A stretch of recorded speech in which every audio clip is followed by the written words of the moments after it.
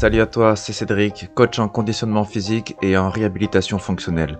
Je te souhaite la bienvenue dans cette nouvelle vidéo qui concerne le travail de conditionnement physique du bas des jambes pour débutants.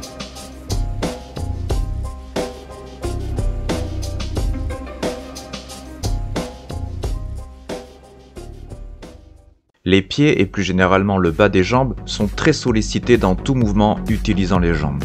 Les parties du corps les plus basses sont celles qui ont le maximum de pression et de poids à gérer. Et plus une partie corporelle est basse vis-à-vis de l'ensemble des parties du corps, et plus c'est le cas. Métaphoriquement, on peut dire que les parties les plus basses du corps sont les fondations, comme dans une maison, sur lesquelles s'appuie l'intégralité des autres structures corporelles. C'est pourquoi il est important de ne pas négliger le renforcement corporel du bas des jambes. J'ai sélectionné 17 exercices de base pour le conditionnement physique du bas des jambes. Ces 17 exercices se réalisent uniquement avec le poids du corps, c'est-à-dire que la pratique de ces exercices ne nécessite pas la tenue d'un objet plus ou moins lourd afin de développer le bas des jambes. Le bas de tes jambes correspond à la portion corporelle qui va de la plante des pieds jusqu'à la zone des genoux. Aujourd'hui, je vais te présenter 4 exercices de cet ensemble de 17 mouvements de base.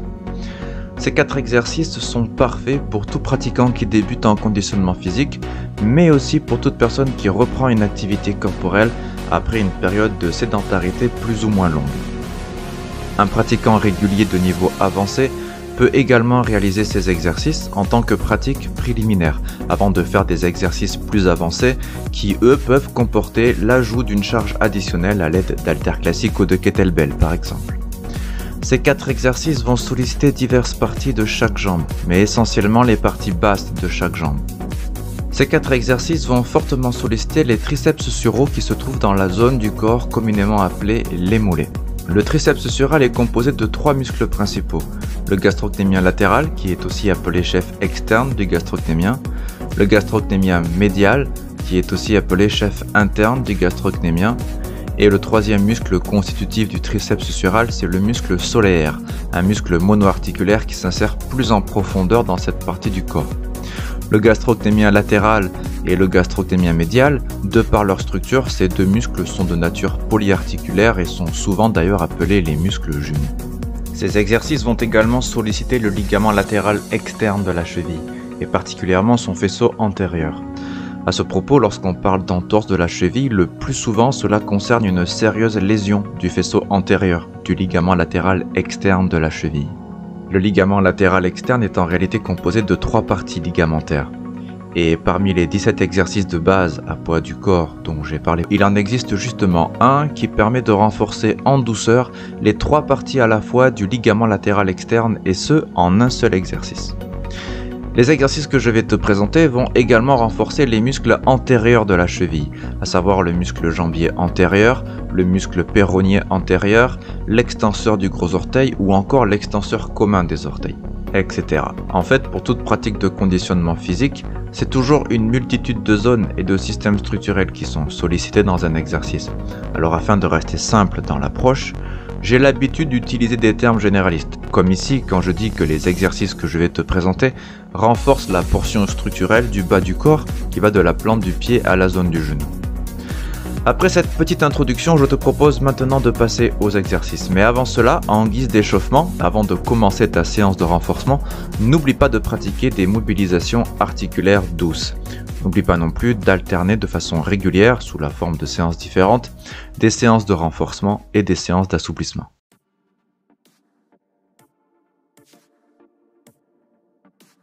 Positionne-toi debout. Les genoux peuvent avoir une légère flexion. Les pieds sont joints, mais si cela est désagréable lorsque tu le pratiques pieds nus, tu peux laisser un très léger écart entre tes 2 pieds, de sorte que tes 2 pieds ne se touchent pas. Tu peux aussi réaliser l'exercice en écartant les pieds entre la largeur des hanches et des épaules, selon ce qui te convient. Une fois que tu es bien positionné, porte le poids de ton corps sur la base des orteils, puis lève les talons du sol, aussi haut que possible. Quand tu ne peux plus monter, repose les talons au sol en essayant de contrôler la descente. Une fois que les talons reposent au sol, porte le poids de ton corps sur tes talons, puis lève les orteils du sol, aussi haut que possible tant que cela n'est pas trop inconfortable pour toi. Quand tu ne peux plus monter, repose les orteils au sol en essayant de contrôler la descente. Ce mouvement ressemble au mouvement d'une chaise à bascule. Tu peux l'aborder d'une façon lente ou rapide, mais quel que soit ton niveau, je te recommande de l'aborder d'une façon plutôt lente, tranquille. Parce que la façon lente va te permettre de bien passer par chaque phase. Lever les talons, poser les talons, lever les orteils, poser les orteils. Et bien ressentir les 4 phases, l'une après l'autre, c'est le plus important dans cet exercice. Une variante consiste d'ailleurs à faire une mini pause entre chaque phase afin d'annuler le mouvement d'inertie de la bascule dans le but de solliciter plus intensément chaque muscle travaillé. Tu peux expirer pendant chaque montée, c'est-à-dire pendant les phases concentriques. Tu peux inspirer pendant chaque descente, c'est-à-dire pendant les phases excentriques. La respiration doit être en phase avec le mouvement. Par conséquent, dans ce mode respiratoire, chaque phase d'inspiration ou d'expiration dure le même temps que le mouvement qui va avec. Respirer sur ce mode respiratoire peut ne pas être évident. Pour être à l'aise avec ce mode respiratoire, il convient donc de faire le mouvement très calmement et de faire une mini pause entre chaque phase afin d'harmoniser le mouvement et la respiration. Une autre façon de respirer consiste à faire une inspiration durant l'intégralité des 4 phases du mouvement, puis de faire une expiration à nouveau durant l'intégralité des 4 phases du mouvement, ce qui signifie que tu réalises une respiration complète toutes les 2 respirations du mouvement complet. Tu peux aussi respirer d'une toute autre façon qui te convienne mieux.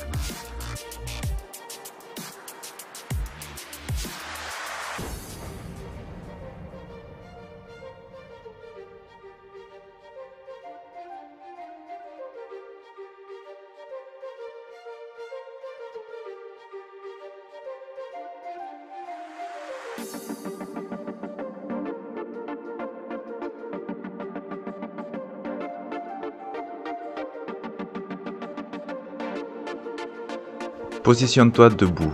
Les genoux peuvent avoir une légère flexion. Les pieds sont joints, mais si cela est désagréable lorsque tu le pratiques pieds nus, tu peux laisser un très léger écart entre tes 2 pieds de sorte que tes 2 pieds ne se touchent pas.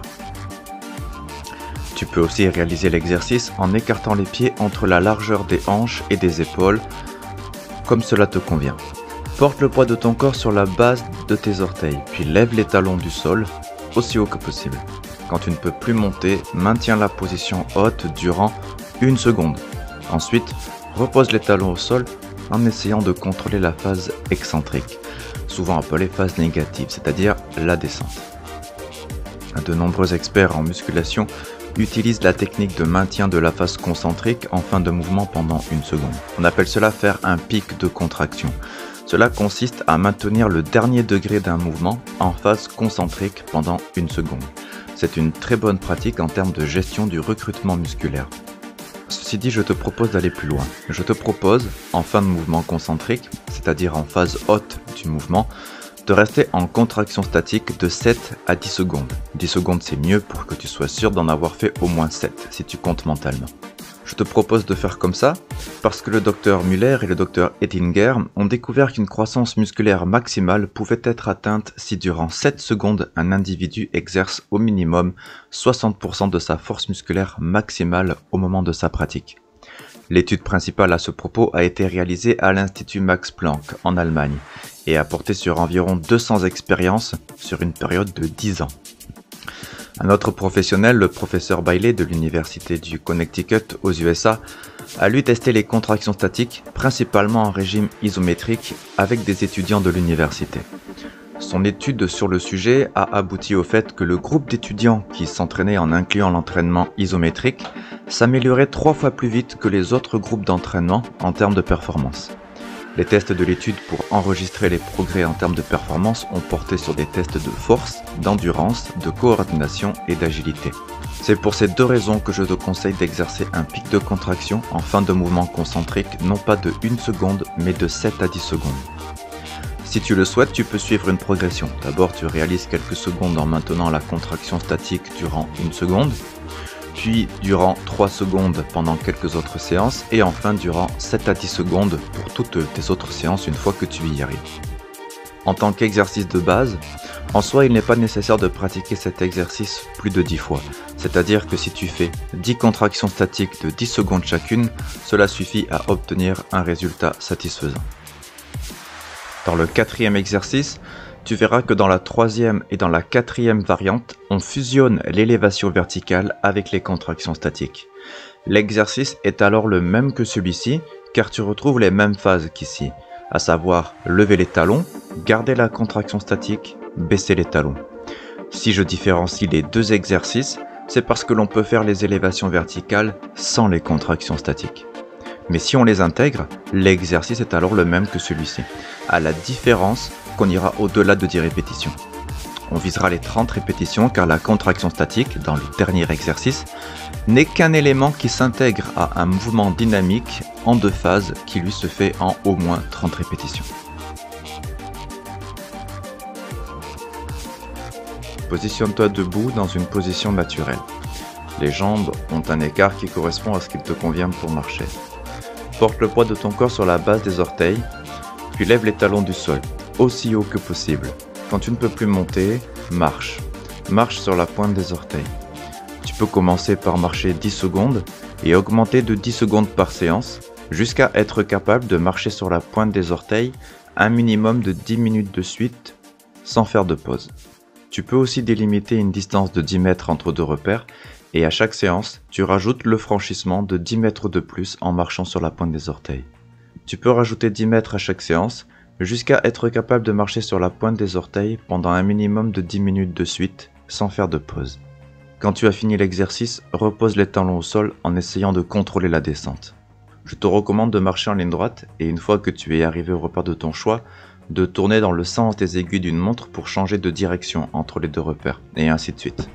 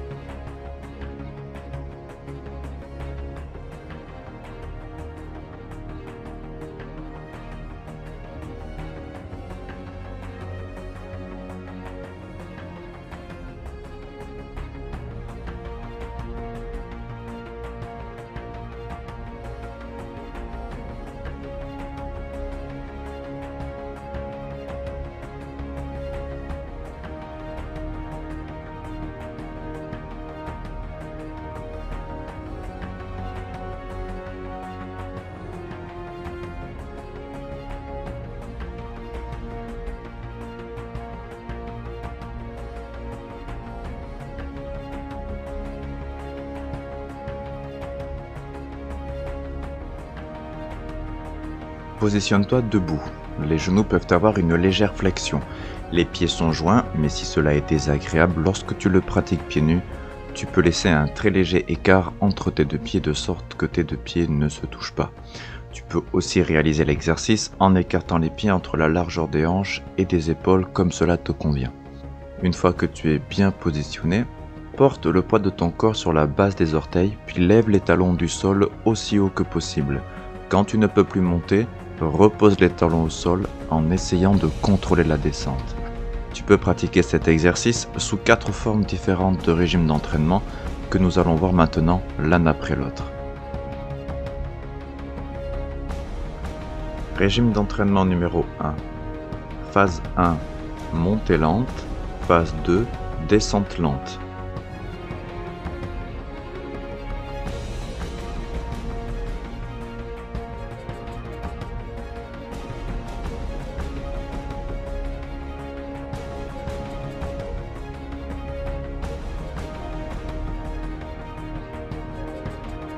Régime d'entraînement numéro 2. Phase 1, montée rapide. Phase 2, descente lente.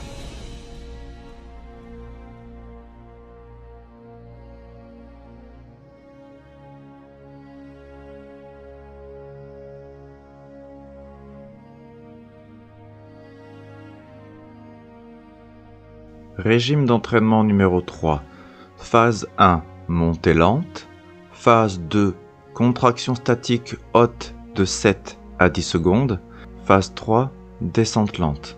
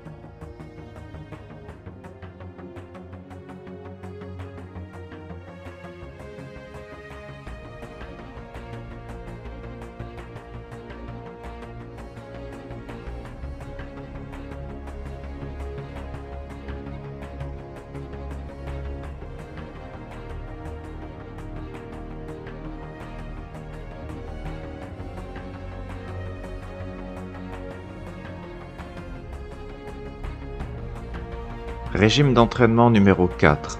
Phase 1, montée rapide. Phase 2, contraction statique haute de 7 à 10 secondes. Phase 3, descente lente.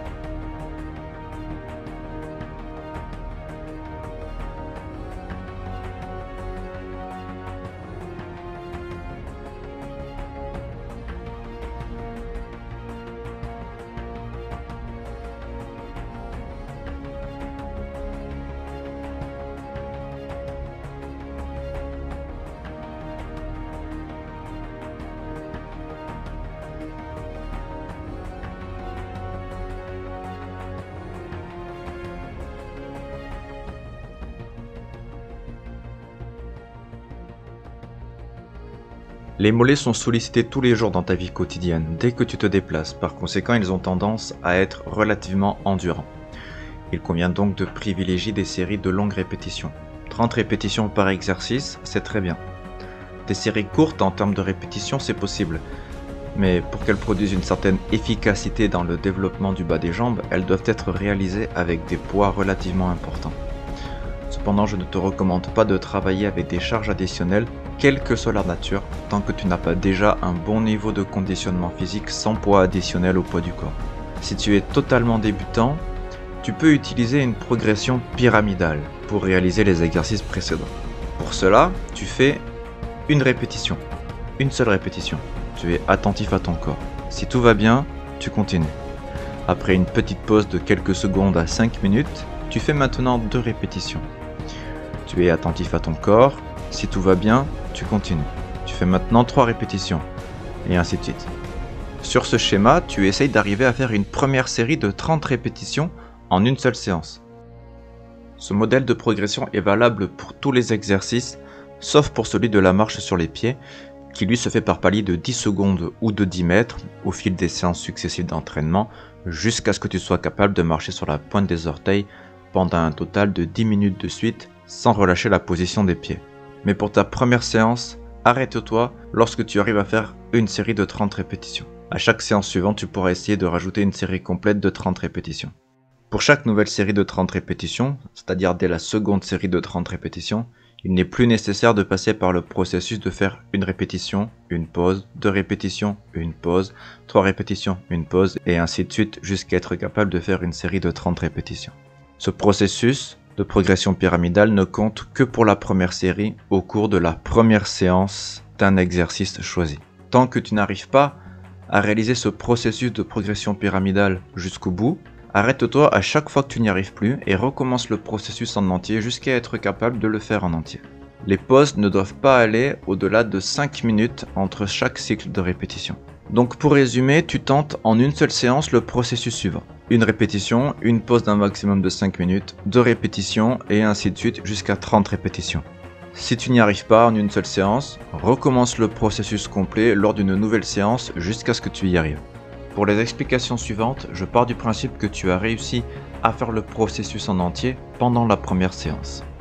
Bien sûr, s'il te faut plusieurs séances pour accomplir le processus, les explications que je vais maintenant te donner seront à faire à partir de ta dernière séance, celle où tu auras réussi à faire le processus.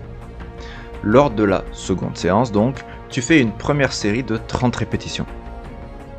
Puis tu fais une pause d'un maximum de 5 minutes et tu fais une seconde série de 30 répétitions. Lors d'une autre séance, tu rajouteras une série de 30 répétitions. En suivant ce processus et en partant du principe que tu réussis tout du premier coup, il te faudra donc accomplir 10 séances pour être capable de faire 10 séries de 30 répétitions au cours d'une seule séance. Bien sûr, ceci est juste pour que tu aies une idée du schéma. S'il te faut beaucoup plus de temps, en termes de semaines ou de mois, prends le temps dont tu as besoin. Si tu atteins un échec musculaire au cours de l'une de tes séries, tu stoppes là pour l'exercice concerné et tu te notes d'essayer de dépasser ce chiffre d'une seule répétition à ta prochaine séance. Et tu fais cela jusqu'à finir la série en question de 30 répétitions. En fonction du temps dont tu disposes et de la structure de tes séances personnelles, tu peux aller jusqu'à 10 séries de 30 répétitions par exercice, en prenant jusqu'à 5 minutes de pause entre chaque série, selon ton besoin du moment. Si tu t'entraînes en full body et sur ce modèle de répétition et de série, ne pratique qu'un seul exercice par séance pour les mollets. Ce qui signifie que pour pratiquer tous les exercices, il te suffit alors de faire une rotation entre les exercices au fil de tes séances. En t'y prenant de cette façon, tu optimises ton temps et tu favorises une progression constante par le fait de fournir des stimulations différentes à travers des exercices différents à chaque séance. Il existe bien sûr d'autres façons de réaliser répétitions et séries, tout comme il existe d'autres exercices pour les mollets que les 4 exercices que je viens de te présenter. Si tu veux que je te coache personnellement en construisant pour toi des séances comportant des exercices, des astuces et une méthodologie adaptée tant à tes objectifs qu'à ton niveau et à ton physique du moment, que tu sois débutant ou très avancé, n'hésite pas à me contacter.